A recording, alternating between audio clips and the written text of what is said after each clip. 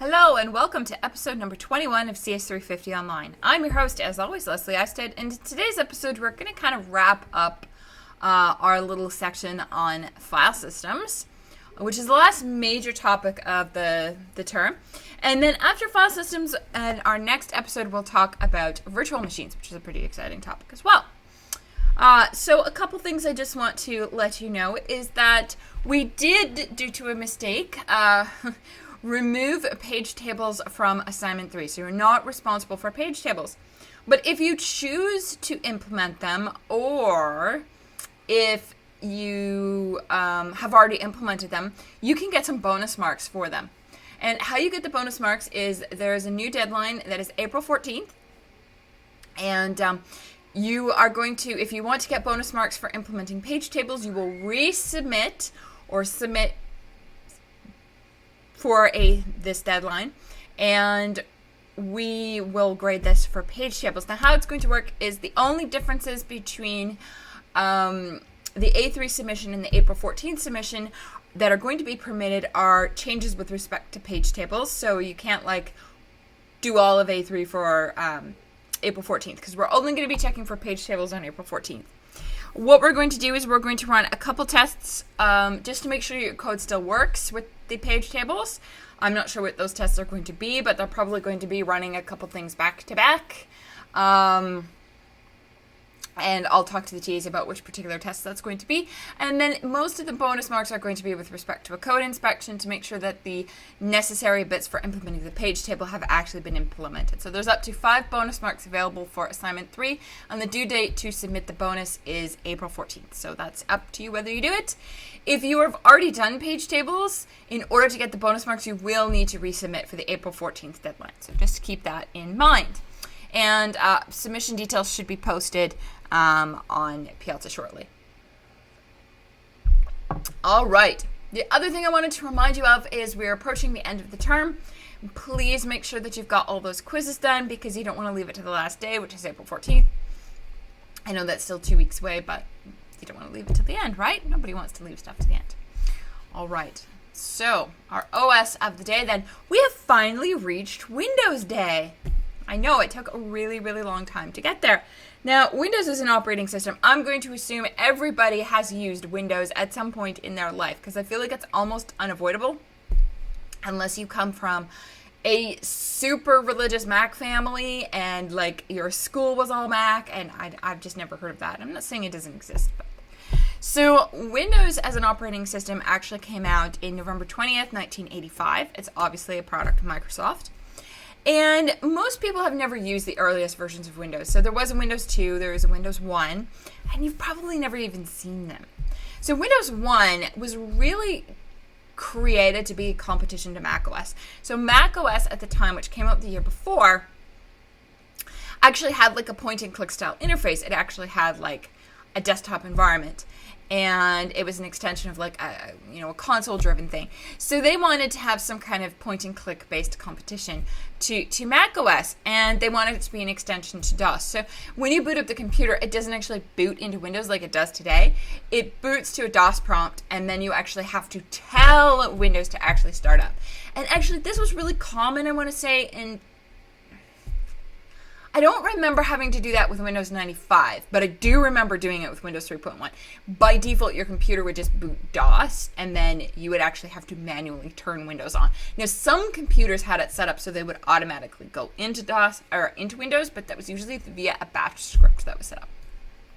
It's a long time ago, so I don't remember all the details, but I do remember by default it was set up so that you would go to DOS, and then you'd have to type Win32, and that would start up Windows.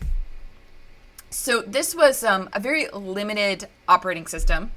It was a limited extension to DOS. It had minimal multitasking, so it didn't really have true threading. The only kind of multitasking it really had was having a message loop to support tasks in the UI. There was a very simple graphics environment. I mean, you're looking at, I can't remember if it was 320 by 240 or 640 by 480, but it's a really small screen, really limited colors, and aside from the title box, it didn't actually allow overlapping windows, so everything had to be tiled, which was kind of a strange layout. Now, people used it, but it wasn't really that popular. Like, I vaguely remember using this, and I vaguely remember using Paint. But I would have been this would have been a really long time ago. I might have been in grade 4. Now, admittedly, that was might have been Windows 2. Not Windows 1. I don't remember, because this was a really long time ago. So there was a Windows 1. I didn't want to say it took off, but people were interested in it. And then Windows 2, people weren't so interested in. But the next really major Windows distribution that really took off in terms of popularity was Windows 3.1, which is probably my favorite version of Windows. And I don't know if it's just that represents a lot of the Windows and computer use that I used throughout my childhood, but Windows 3.1 is probably one of their most popular. It was a 16-bit operating system, and it was actually their last 16-bit operating system. So yeah, very restricted in terms of memory. It was incredibly popular. Like, everybody I knew had a computer, which wasn't everybody, admittedly. It did cooperative multitasking. So just to remind you what that means, you do a context switch on thread exits, you can do a context switch on blocking, or when the program voluntarily calls yield, but there's no time sharing preemption. And you might be thinking that really must have made things difficult to use, because you couldn't have 8 tabs open in your web browser. And I want to tell you, that wasn't a thing.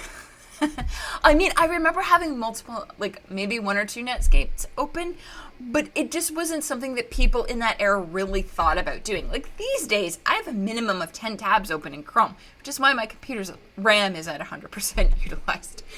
But in the early 90s, mid 90s, even late 90s, this idea that you could be running so many things at the same time, it just didn't occur to people.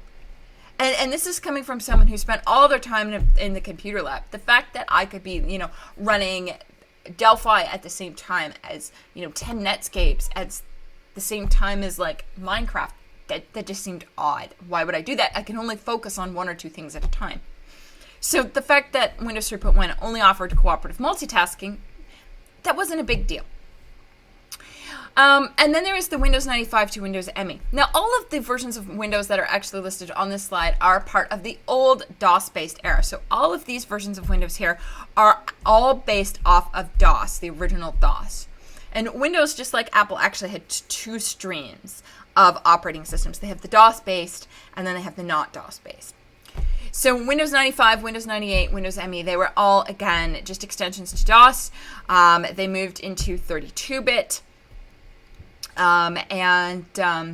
They were still using cooperative concurrency. And again, this is still like the mid to late 90s, so this wasn't really a big deal. People didn't have a lot of RAM. I think it was the year 2000, and I might have bought a computer with 512 megs of RAM, and that was the fastest machine that anyone had in my school.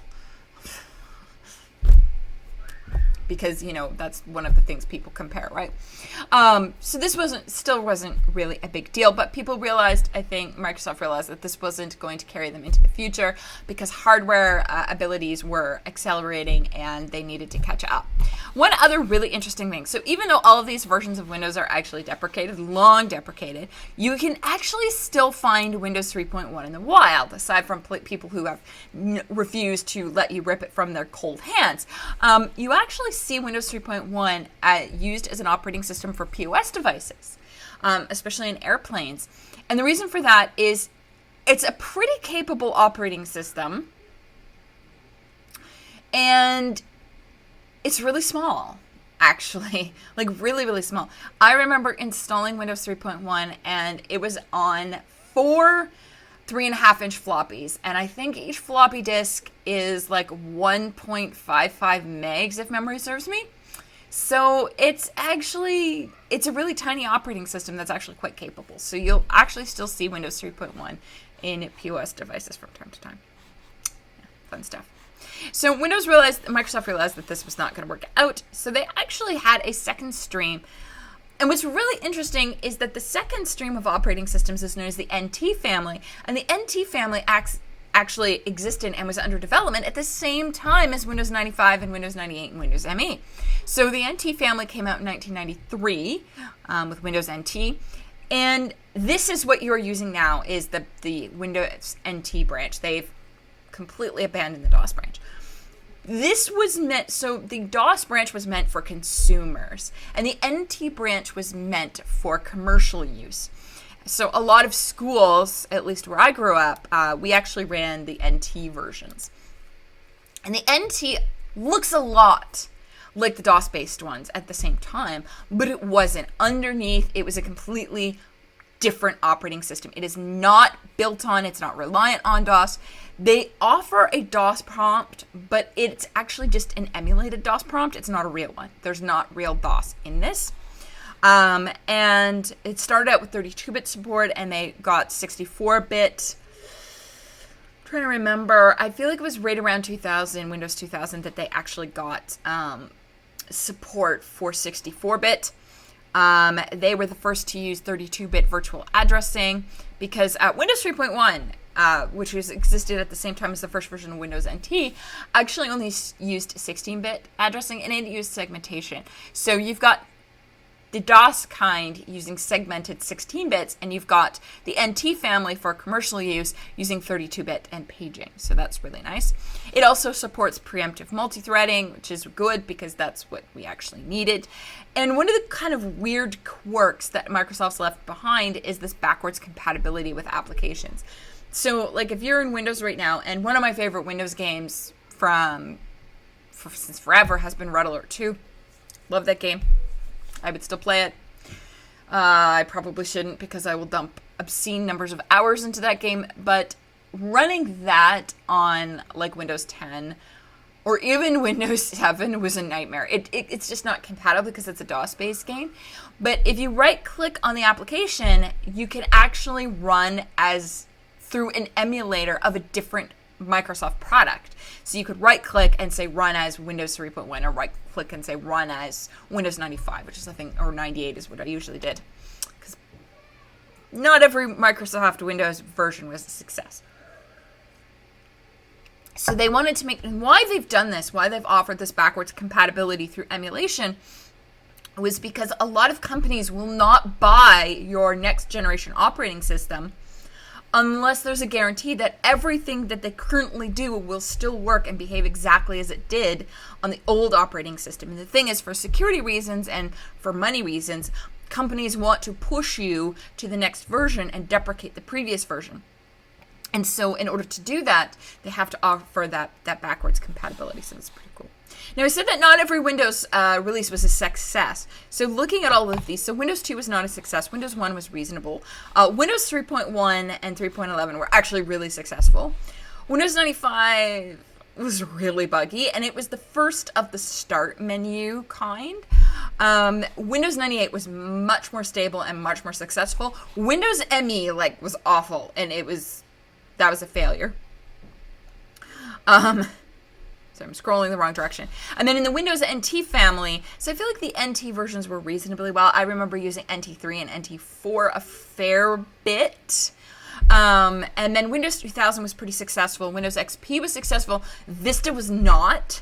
7 was very successful. 8 was not. 9 was not. 10 was. 10 is where we are right now.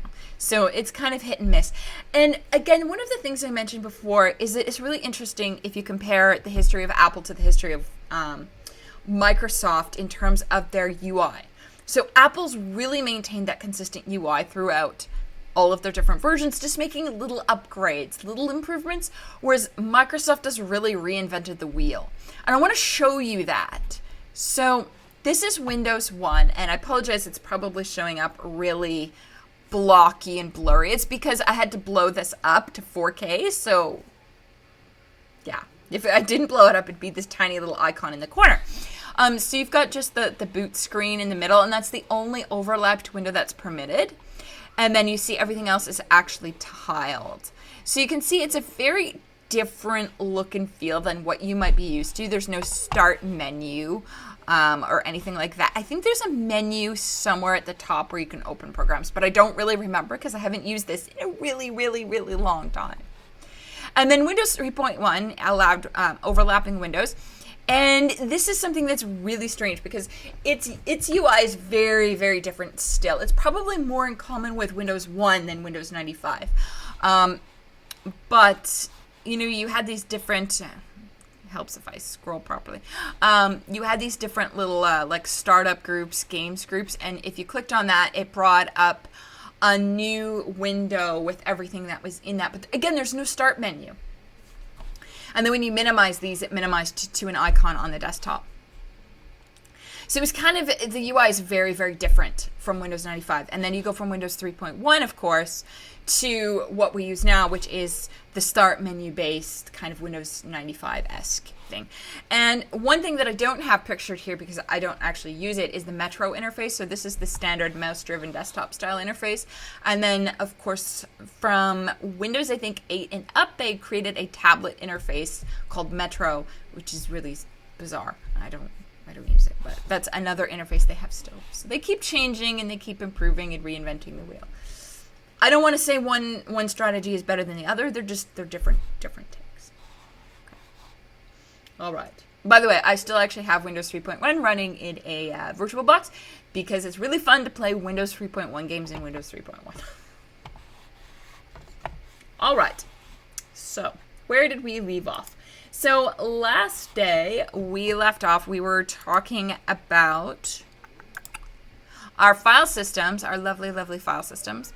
And in particular, we took a look at how data was actually being stored on the disk for this inode very simple file system.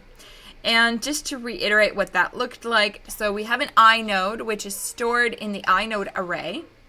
And the index of the inode is the unique I number for the file. And what the inode contains is a bunch of metadata about the file, like the type, the permissions, the length. And then it contains a bunch of pointers to the different regions of the file. But it doesn't contain every pointer because it's a fixed size thing. An inode is only about 256 bytes, at least on our file system. So our inodes have a number of direct pointers, which is directly pointing to a block of file data. Then we have single indirect pointers, which point to a block of pointers, and each of those pointers are to file data. And then double indirect and triple indirect, which are blocks of pointers to blocks of pointers, and so on and so forth. Now, all of the pointer blocks, they are not a part of the inode. They are actually consuming data blocks on the disk, which is one of the reasons why the actual amount of space your file consumes on disk is very different from the actual number of bytes in the file. One of the reasons. One of the other reasons why your file size on disk is different from the actual file size is because files don't share data blocks, which means that even if your file is 1 byte, technically speaking on disk, it's probably consuming 4 kilobytes or whatever your block size is. So that's kind of interesting. All right, so this is roughly how our very simple file system works, and we gave you some formulas, and again, these are already posted to Piazza, the formulas to compute, given an inode, what is the maximum file size. And it's just, you've got to figure out, well, how much memory is accessed by the direct pointers, how much by the single indirect, how much by the double, how much by the triple, and then you add that all up, and that's your maximum file size. So it's a really interesting kind of file system.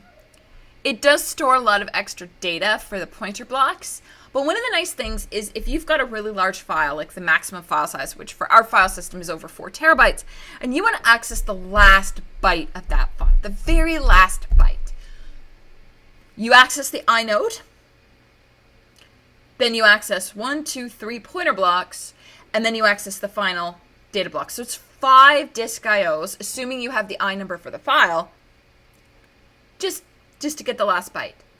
And as we're going to see in a few minutes, there are other file systems where getting the last byte of the file is linear in nature and not 5. Then afterwards we looked at, how many disk IO operations were required to do different operations like opening a file, reading from a file, and so on and so forth. And what we saw, and creating a file, what we saw is that when we actually tried to open a file and read it, there's a lot of disk IOs that we don't even think about. Like opening a file, you actually have to traverse the file system to find the I number of the file you're trying to open, and that can take a lot of IO operations. which is why we are trying to move away from mechanical disks, number one.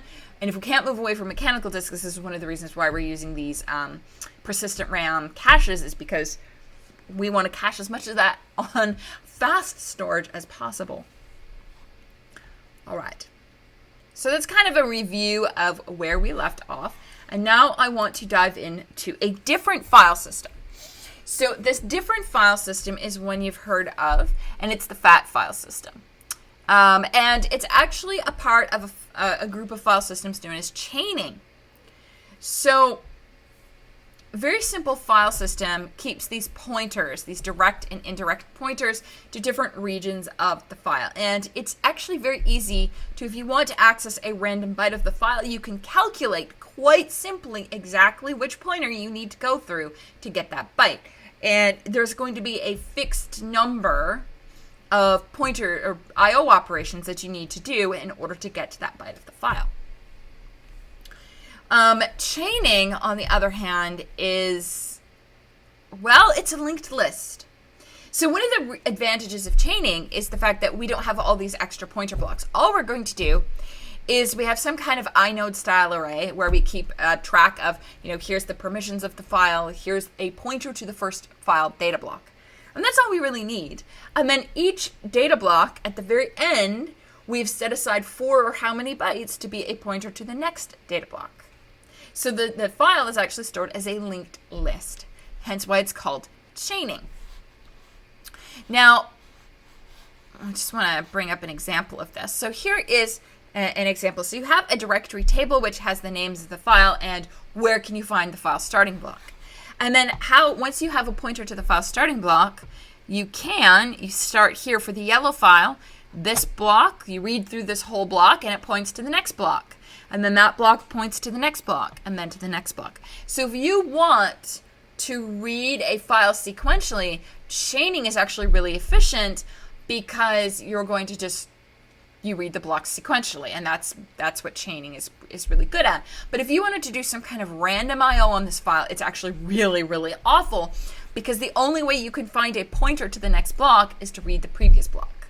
So if you wanted to access, something in the middle of the file, you have to actually read everything up to the middle of the file to find it. So it's good for sequential access and really bad for random access.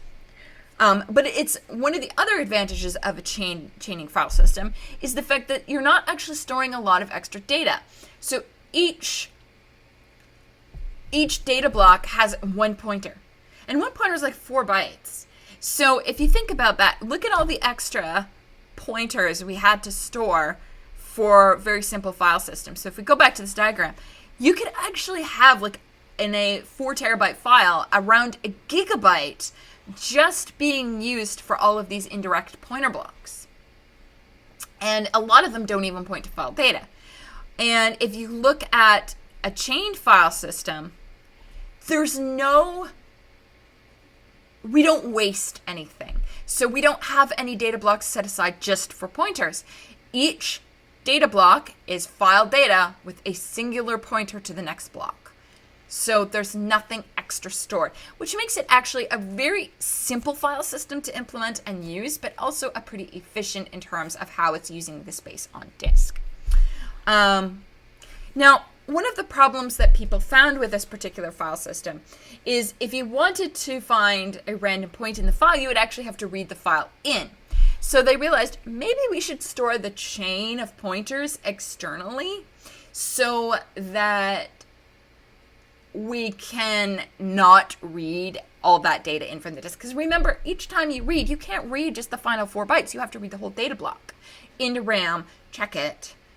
That's a lot of work. So we want to store the chain externally so the pointers are no longer a part of the data block, but they're stored somewhere else.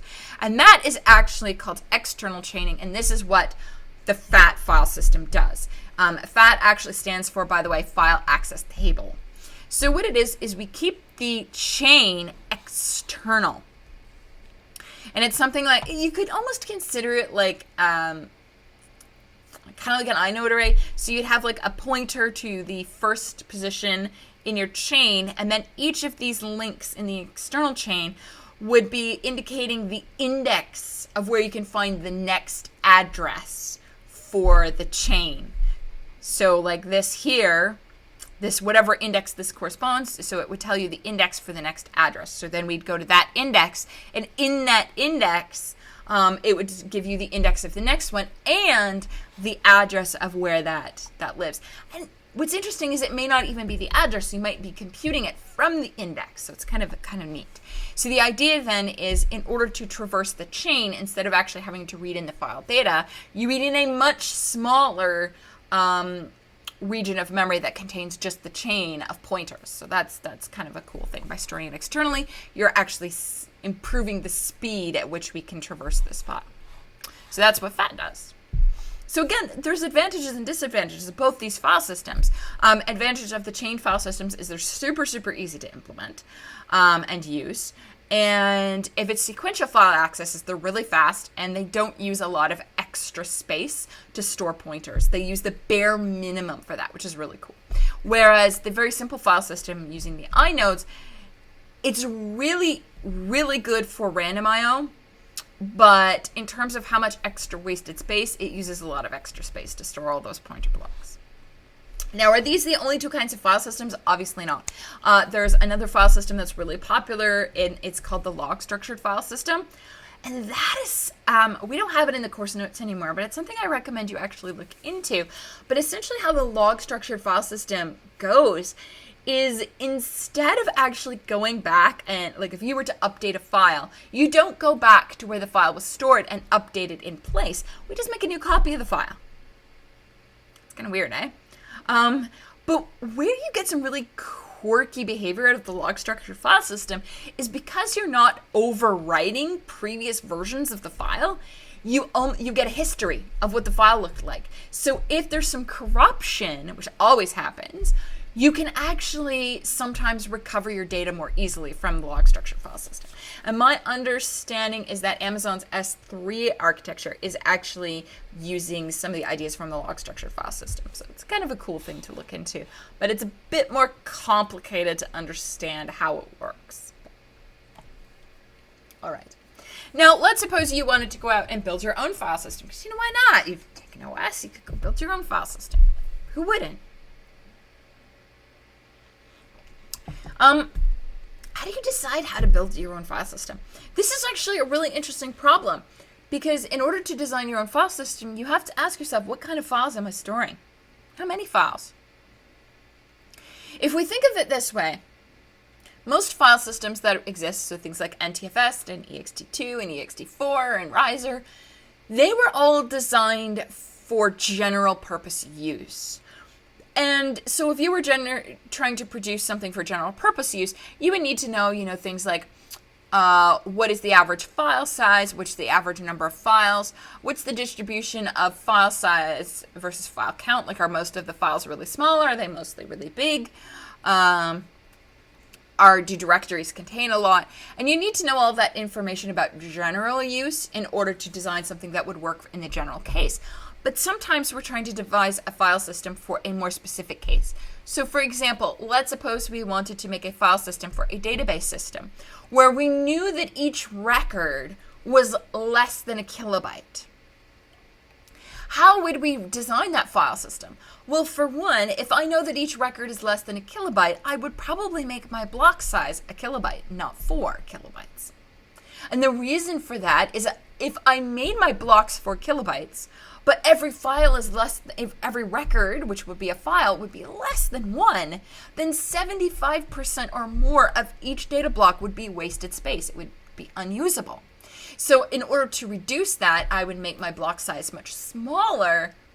And then in my inode, there would be no point, if no file I could guarantee would be over, maybe 12 kilobytes, then there's no point in having indirect pointers. I would just have, maybe 12 direct pointers to support what exists today and what exists 10 years from now.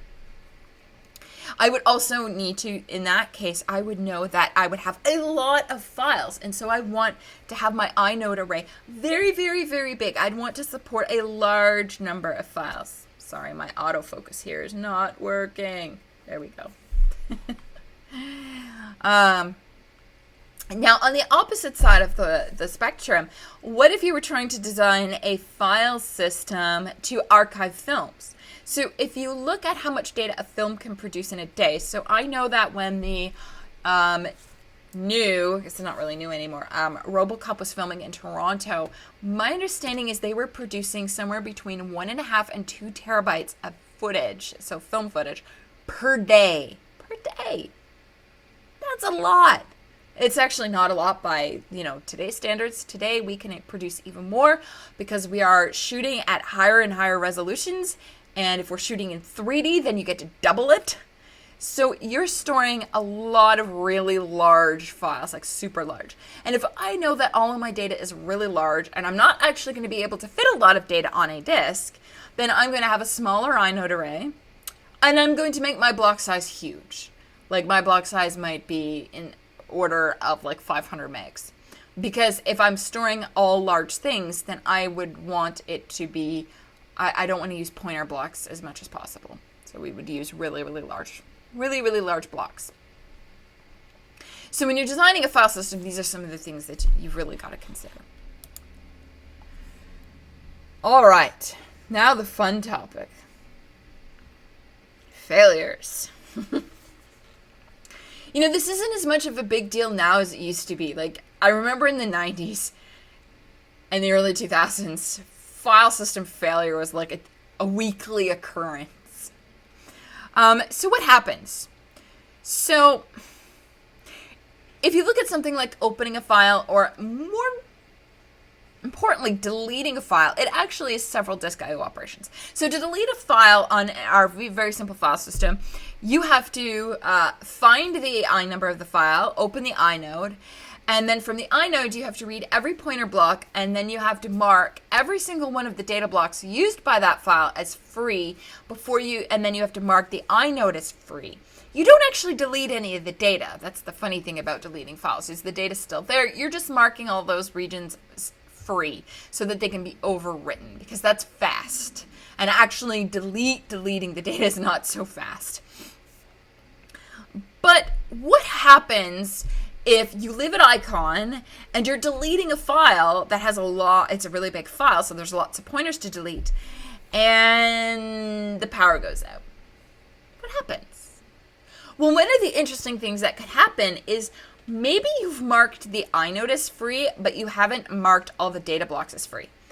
So we can reuse the inode, but because the inode has been marked as free and the data blocks haven't been marked as free yet, the file is technically still there, except you can't access it.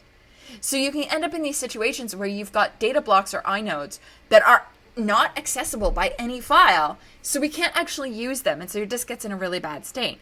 And what we want is, when the power goes out, when there's a crash, we want the persistent structure, so the actual file system, to be crash consistent. So we don't want it to break. Now, what's interesting is back then what would happen is, so your power would go out, and I lived out in the country, so power went out all the bloody time.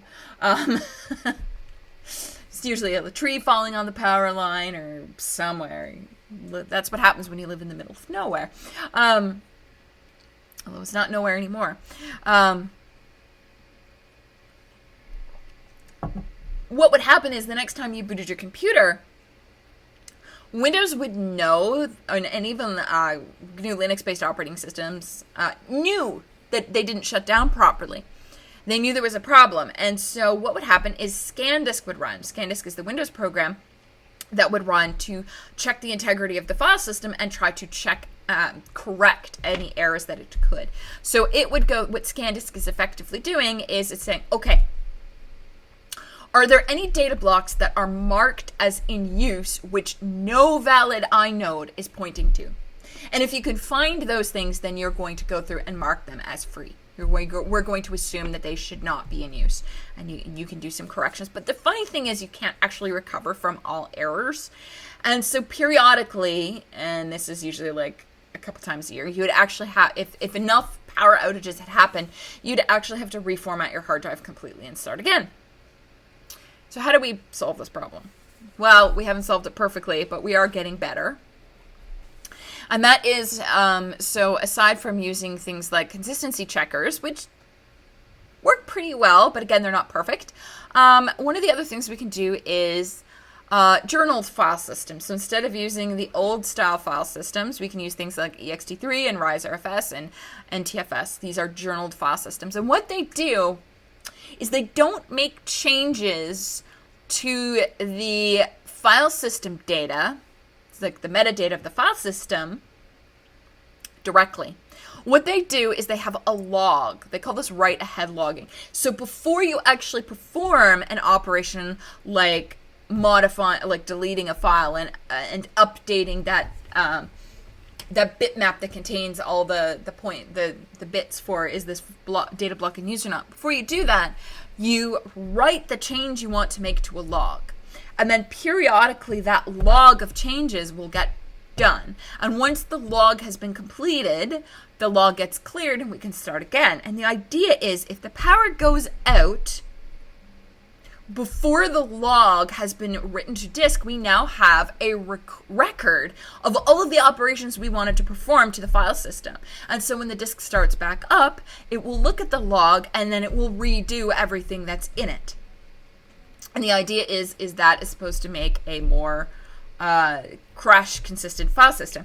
It's not perfect because if you are writing to the log and the power goes out, then we might have an incomplete operation. So it's not perfect, but it is a huge improvement over the previous system. And I went from formatting very, very frequently to not as frequent. I want to say, so NTFS is a little bit more, is not as crash consistent, I find, as ext4. So when I used a backup system of NTFS drives, I want to say I had to do a format maybe once a year. I had to format a disk. But now that I have ext4, I don't think I've had to reformat anything. So it's not for a lack of crashing. It's much more stable in this regard. So it's kind of fun stuff. All right. So we have some sample problems to do. Yay, sample problems. So let's do some sample problems. So for those of you following along, these sample problems are not disk IO, path trans. So we're going to do path trans first. So if you're sitting at home and you've got the Piazza open, you can look up the file called path trans, and path trans will bring you to the one we're going to do right now. So what I'd like to do is I'd actually like to talk a bit about the problem, and then I will give you a potential solution. And note there's more than one possible solution. It's true for many of the problems we have. Okay, good, it's connected. So what this problem is asking is it wants you to write the pseudocode to take a path and retrieve the I number from a hierarchical file system. So it's taking a string and returning the I number. And we've got a bunch of helper functions. I hate that word, but I got so used to using that word because of CS135. Nobody calls things helper functions in the real world. They're just functions. So you got a bunch of functions, a library of functions to help you with the task. You've got something that checks whether a file's I number corresponds to a directory. We can check the number of components in the path. We can get a specific component of the path. That's, the stuff between the slashes. And then we've got a dsearch, which is going to search a directory for a string component and return the I number if it exists inside the directory. So we've got a bunch of functions here that we can use to help us out. So let's go over into OneNote. Apologize, I was doing math contest with my daughter last night, so lots of practice. Okay. So let's actually do this. And I know I don't have the problem up on the board, but I'm just going to give you a sample solution here. So let's, so we'll call this, and I'm going to use a lot of short forms.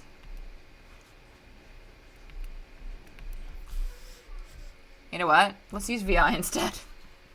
Since we're writing code, let's use a proper tool and not that piece of junk. Okay, let's go to a new VI window.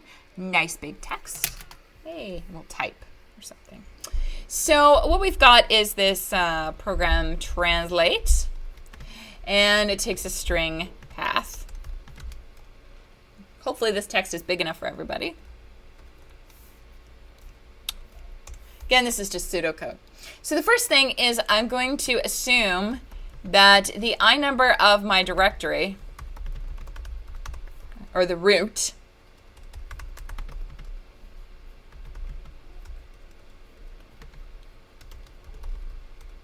even though usually this is 2. So for today, we're just going to assume that the I number of the root is 0. Usually it's like 2 or something, but whatever. We don't need to worry about that. And then what we're going to do is I'm going to have an int I as well. So for I equals 1 to the number of components in my path, I'm going to do this loop. So first things first is, so I am going to check to make sure that my current I number is a directory, because I can't look up the next component of the path in a file. I can only look it up in a directory. So I'm going to check. So if is not a directory, I'm going to return invalid.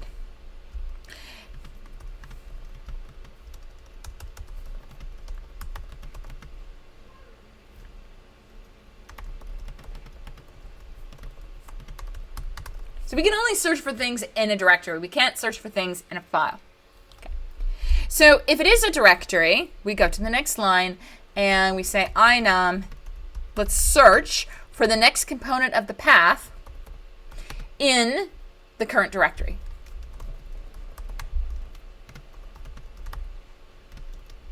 That's pretty straightforward, right?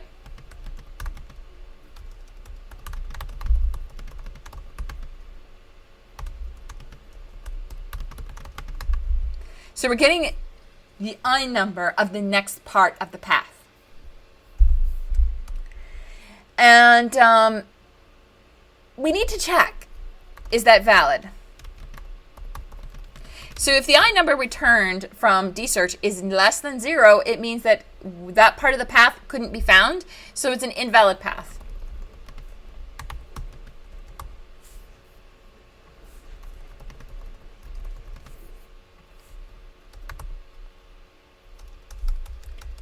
All right.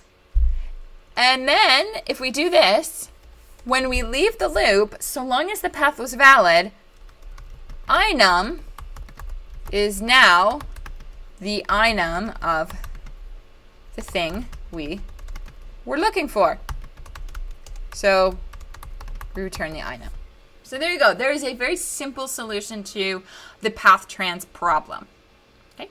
Now, what's interesting is this little pseudocode bit that we have here actually corresponds to something in the course slides. So if we go back to the slides and we go back to this here, where we're opening a file, what this translate function is actually doing is we're reading the root inode, and then we're searching inside root's data for the next component, which is foo. And then we read foo's inode, and then we're searching through foo's data for bar. And then we are returning the I number for bar. So that is what translate's doing. It is corresponding to this part of this translation from a path to the I number. So it's kind of cool, right? All right. That problem's not so bad. But the next problem is my absolute all-time favorite. And I think it's probably only my favorite. It's never been a student's favorite. I love it, though.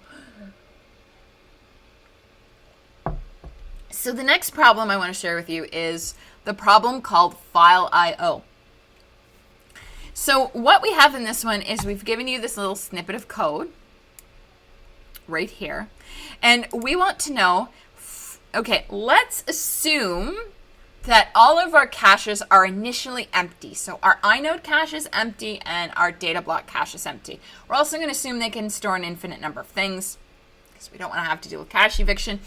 And I want to know, how many disk I/O operations does the seek take? How many disk I/Os does the write take? And then how many operations does the read take, assuming that as we go we are caching things? and the caches are initially empty.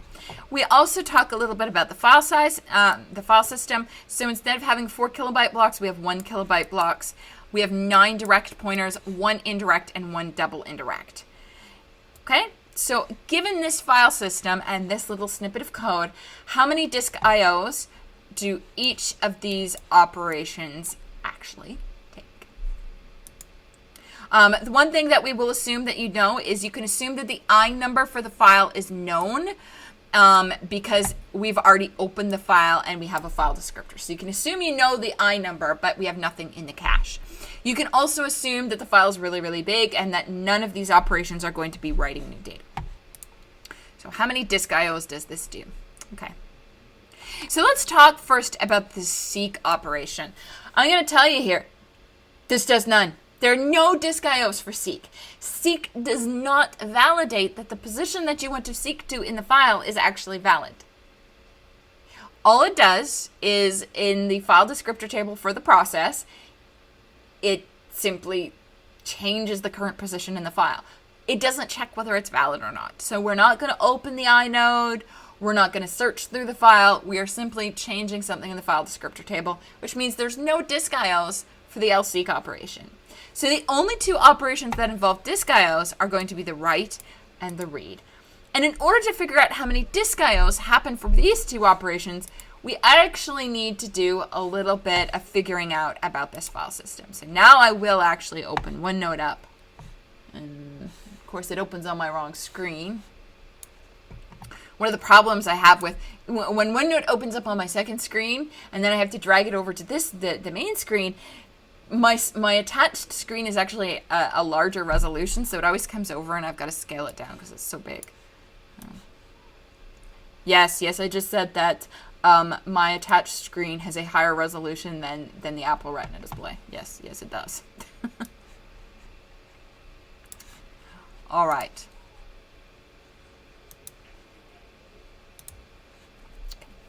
So we need to figure out this file system first before we can count the number of disk IOs. So let's start by looking at our inode. So in our inode, and I'm going to use OneNote because I want to draw some things you can't really draw in VI. So in our inode, we have 9 direct pointers. I can spell 1 single indirect. And we have 1 double indirect. I also know that my block size is 1024 bytes or 1 kilobyte, okay? And my pointer size is 4 bytes. Okay, so that's pretty standard stuff.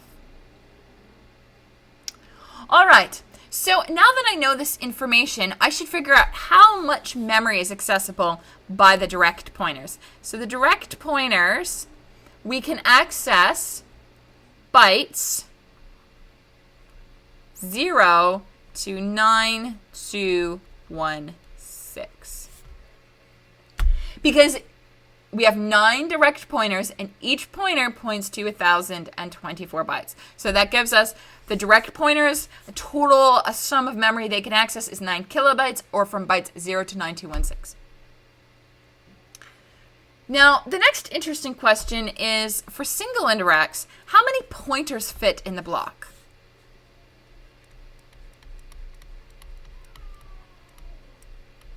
So the number of pointers in the block is equal to 1024 bytes divided by 4 bytes. So we can fit 256 pointers in each block. So my single indirect pointer is going to give me access to 256 kilobytes, which is about bytes 9216 to And I don't remember if I have written this down correctly or not, but one way to do it is to just open up a calculator. So we have 1,024 times 256 plus 9216. Okay. So that's what we've got. We've got 2 bytes, 27130.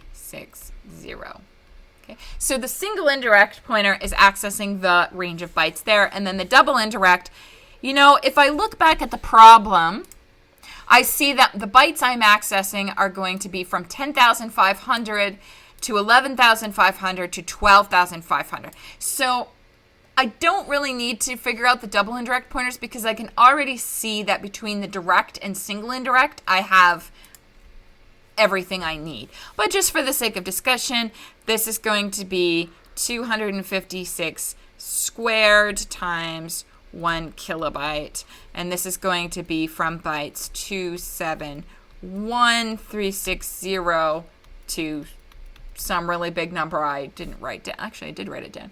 673802224. There you go. Okay. So I know that my disk I/O operation starts at byte 10,500. And the first I/O operation goes to byte 11,500, which means the next operation starts at 11,500 and goes to 12,500. So I know all of my disk I/Os are happening in here at this single indirect block. But which one and how many disk reads is this going to involve? So let's actually draw out the pointer block. So this is my single indirect pointer block.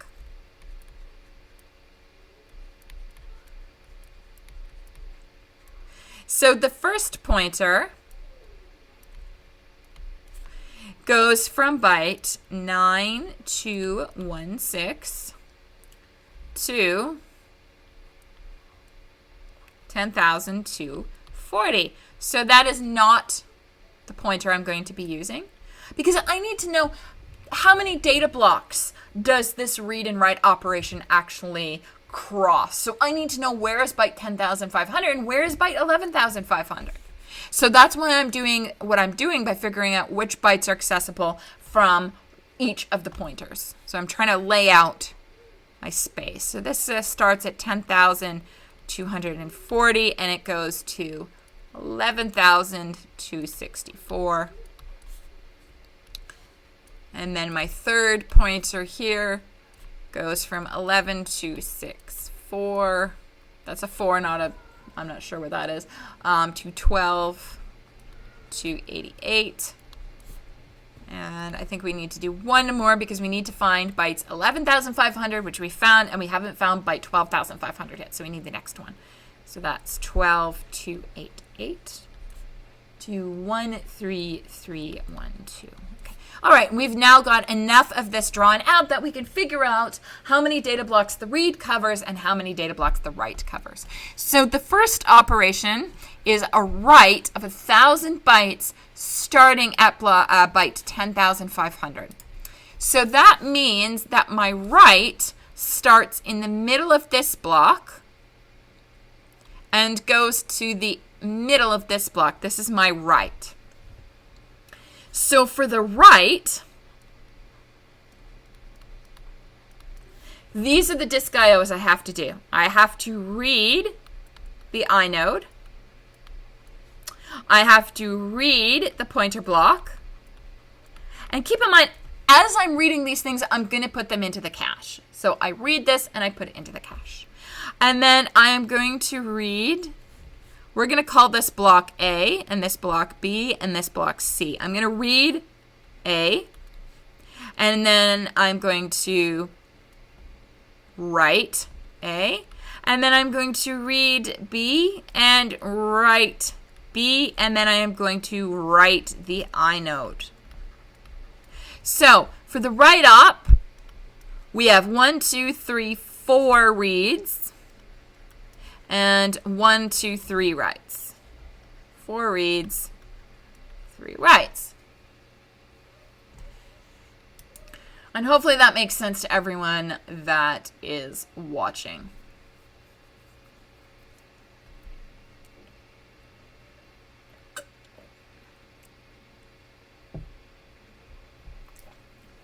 All right.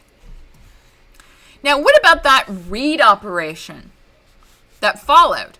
Well, remember that file access is sequential, so our read operation starts where the write left off, in the middle of block B, and goes to the middle of block C because it's 1,000 bytes. So that's my read operation. Now, I don't have for the read. I would normally read the inode, but it's in the cache. I would normally read the pointer block, but it's in the cache, so I don't have to do that. I would normally need to read block B, but it's also in a cache, so I don't have to do any of those things. Isn't that nice?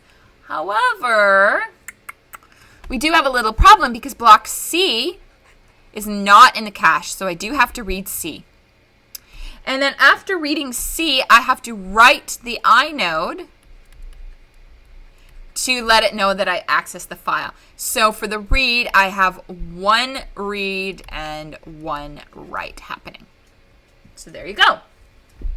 Now, when you're trying to solve problems like this, the best thing that you can do is to figure out the file system first. Figure out how many bytes are accessible by each type of pointer. Lay it out. Draw it out. This is a totally valid way of solving these things. And then you can actually see all the operations that are going to happen. All right. So it's 10:30 and I don't want to start the virtual machine topic. Let's talk about virtual machines in our next episode. So we have 3 episodes left, and let me tell you how they are going to go. So the next episode, we are going to talk about virtual machines. It's going to be a shorter episode again because it's not a lot to talk about. And then episode 22, we are going to talk a little bit about networking and the operating system. And then episode 24, we are going to talk about operating system design. So what do you need to do in order to design your own operating system? And we're actually going to talk about that in the context of a very special operating system that I've been saving, which should be lots of fun. So there will be shorter episodes, but hopefully they will be somewhat interesting to you. So we will see you next week, I guess, for some fun wrap-up episodes.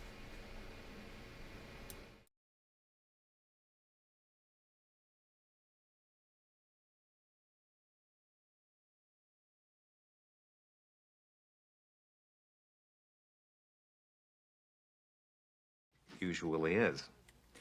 So far this semester, he has been absent 9 times. 9 times? 9 times. I don't remember him being sick 9 times. That's probably because he wasn't sick. He was skipping school. Wake up and smell the coffee, Mrs. Bueller.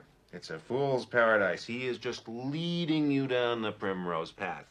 I can't believe it. I've got it right here in front of me. He has missed 9 days.